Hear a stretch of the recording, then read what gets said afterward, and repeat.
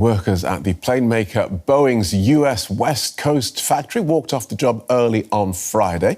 They rejected a contract deal which would have included a pay rise of 25% over 4 years. And that's lower than the 40% they'd been demanding. The strike will halt production of Boeing's best-selling jets. It's just the latest crisis to hit the US aircraft manufacturer as the company tries to restore confidence after several plane crashes and a number of safety scandals. Let's get more from Chiponda Chimbelu from DW Business. So welcome, Chiponda. So what's this dispute about?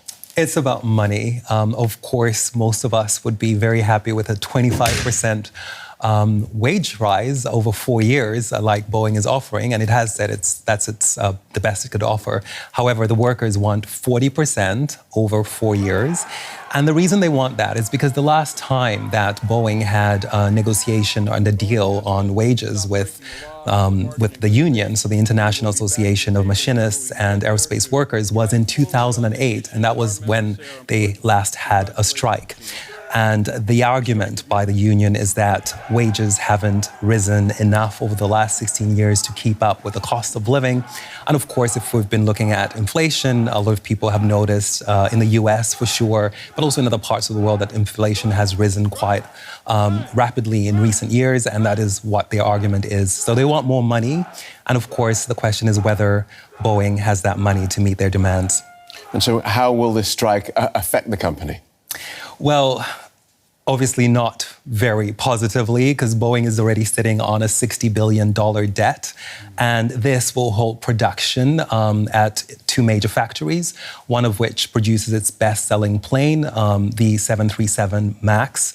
And it's not just that plane that is affected, it's also the 767 and the 777, the Dreamliner. So all of those plane models are impacted by this, and this will add to production delays that Boeing already had. And we've seen from the share price earlier today, it dropped more than 3%. So markets are also reacting to this news. And the timing couldn't be worse for the company. They have a new CEO. His name is Kelly Ortberg, and he is trying to turn things around. So he's trying to regain the confidence of customers, so airlines, of course, suppliers, and also the public, the general public.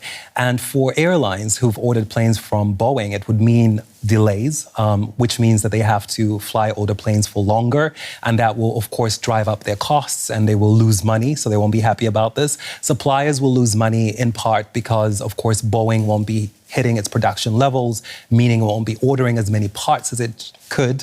And so they are not happy. And then, of course, the public will be watching all of this and thinking, what the hell is wrong with Boeing? Another crisis. Why can't they get their house in order? All right. We'll leave that question hanging in the air. What the hell is wrong with Boeing? Perhaps you'll get it stuck on a bumper sticker. Chiponda Chimbelu from DW Business. Thank you.